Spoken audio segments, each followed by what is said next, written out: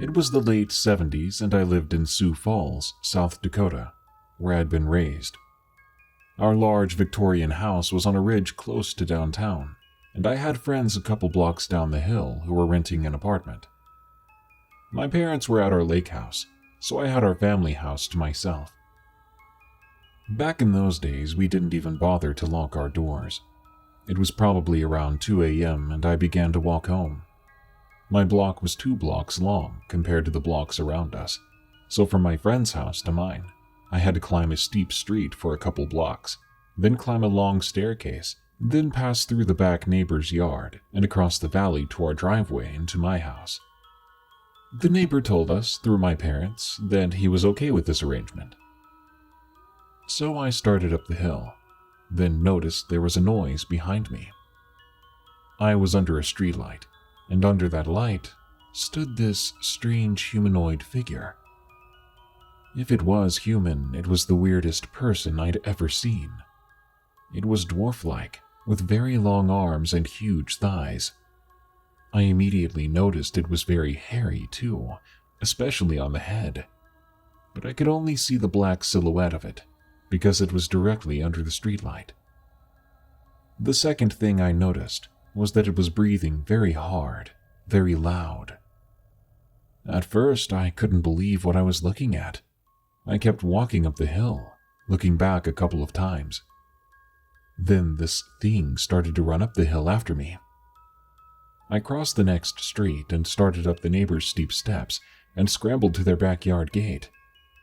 I could hear this thing climbing the stairs behind me, so I didn't stop.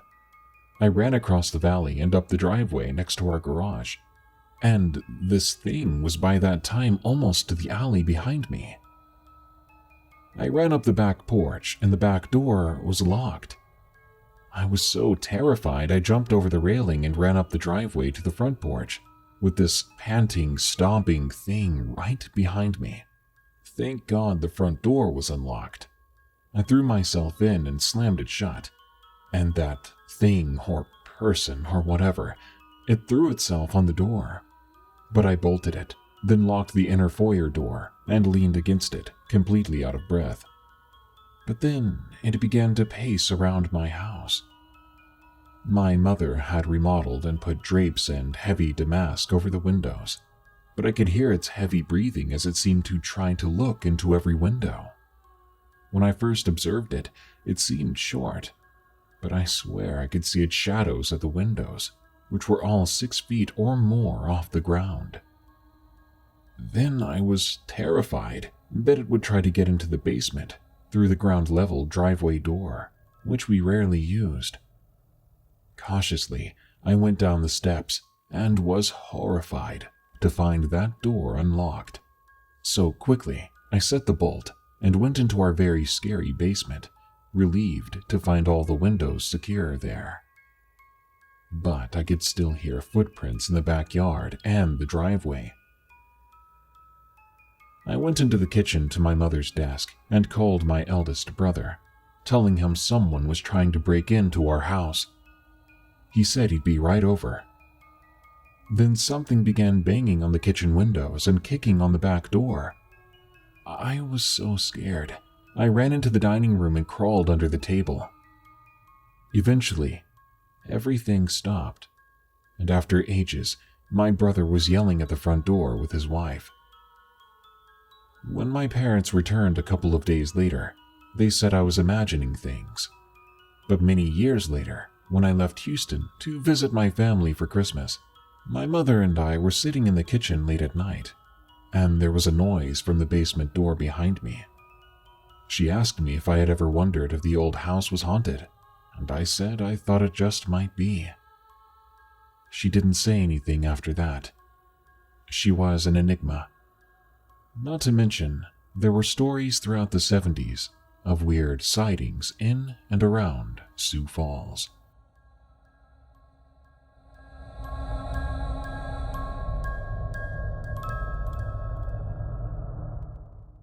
My uncle is a cop in Salt Lake City, Utah.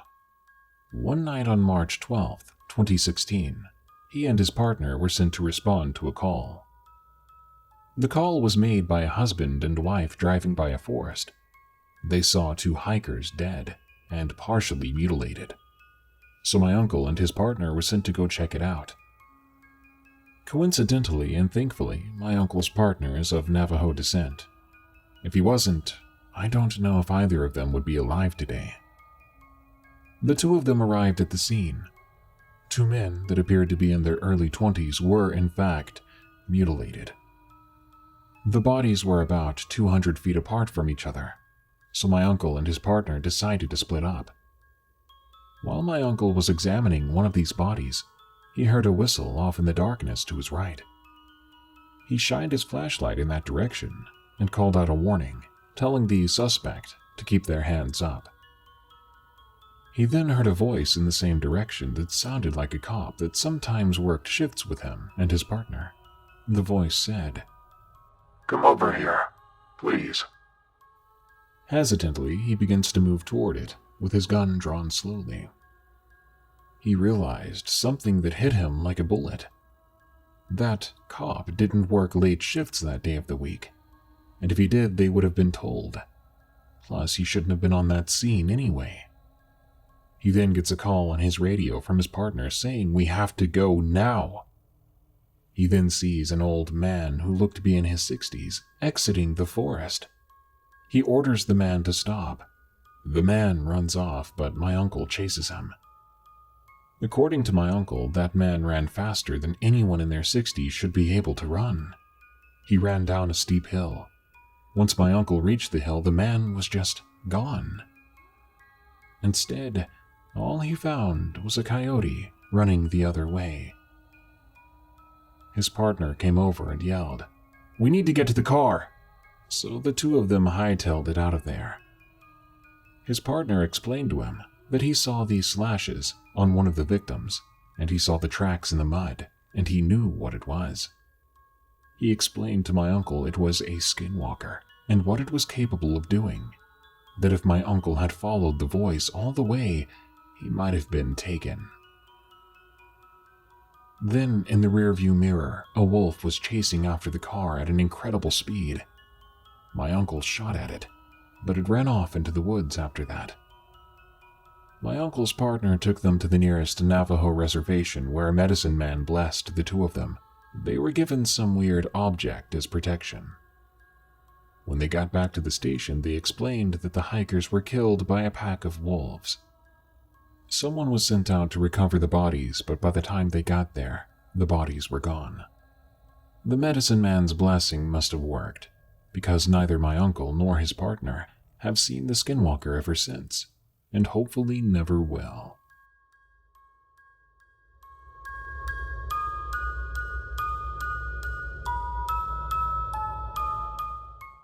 When I was younger, I lived in the woods of Australia. I was about 3 years old when this story happened. My older brother, Josh, would always say he could see a man in the tree at the back of our wooden cabin. We had a big backyard, and it was surrounded by lots of big pine trees. He said there was a man who would sit at the back in one of the big trees, and my brother would always go and talk to him. No one else had seen him, though. The next day, my brother said the man had hopped trees and got closer to the house, 1 tree a day, apparently. My mom was a very superstitious person. She believes in spirits, ghosts, demons, etc. She always said this man would never hurt us, and to some extent she was right. But I never liked him. I got a very strange feeling when we talked about this man, and even to this day I still get shivers thinking about him. One night, one of my mom's friends, who she had been fighting with lately, rung her up in a panic. She exclaimed that she had a dream, and said to not let us boys go down near the creek that was nearby, alone. She said that she had had a dream where some man had pushed my brother into the water and drowned him. My mom believed her, and said we couldn't talk to this man again. My brother said it was making the man very angry, and he would make us sorry for her actions. Later that week we had run out of firewood, so my dad, brother, and I went down to get some. Now, the only spot that had good firewood we could use, since it had been raining lately, was close to the creek, so my dad began cutting some wood. He assured us he'd watch out for my brother, saying my brother would never be out of his sight, and paid very close attention to him. As he cut wood, I heard a strange noise coming down by the water. I had the urge to walk over there, as any innocent young child would. I had stayed close to my dad until then, so as I walked away, my dad didn't notice. He was keeping a closer eye on my brother after all. I soon made it to the edge of the creek when something pushed me, and the ground below me gave way. I fell right into the water. My dad was keeping such close attention to my brother to make sure he didn't fall in. I was the one who fell in. My dad luckily heard me go in the water. He rushed over and jumped in, pulling me out of the freezing cold water. It must have been around 24 degrees in there. My dad grabbed both of us, and we ran back home. Thankfully, I wasn't hurt too bad, just cold, wet, and some scratches. We moved out of there shortly after, due to other supernatural experiences in that house, and it was nearing bushfire season. The fire was expected to pass around our house, but with the massive pine trees nearby, we didn't want to take the risk. Ever since then, we've never seen that man again, and I hope to never feel that gaze of someone piercing through your curtains. Whether it was a guardian angel who told my mom's friend or what, I'm just grateful we were warned. To the creepy ghost or demon thing, let's never ever meet again.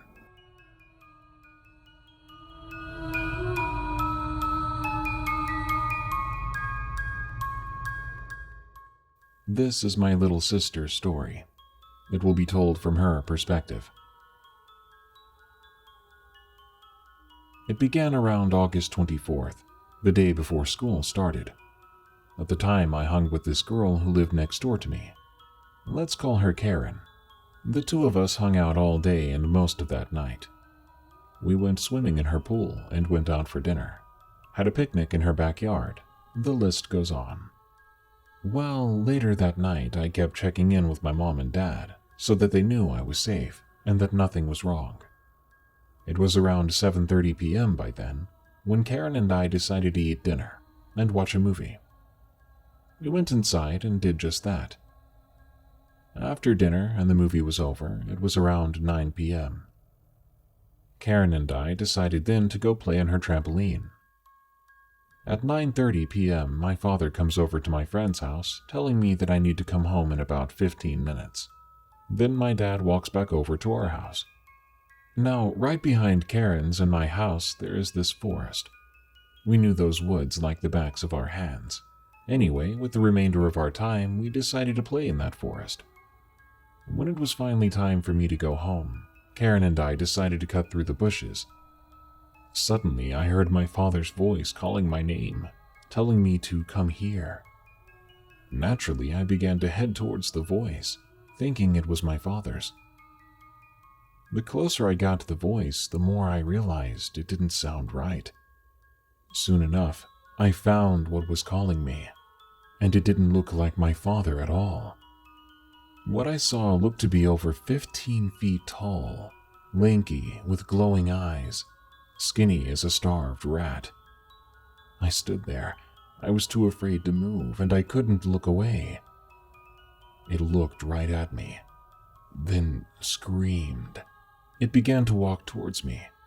I must have snapped out of it, because then Karen and I took off. In tears, we made it to my house, but we couldn't immediately find my father. I grew worried until I asked my mom where he was. She said he was in the bathroom. She noticed the state we were in and wanted to know if we were okay. Karen and I had to tell her everything was fine, as we didn't want my mom to panic. When my father came out of the bathroom, we told only my father what we saw. He grabbed a shotgun and a flashlight and went into the woods to see if he could find what we were talking about. He was gone for a while. When he came back, he said he didn't see what we saw. but he did find footprints that were as big as snowshoes. Whatever it was, he said it was not any normal footprint, and not from a typical animal around these parts.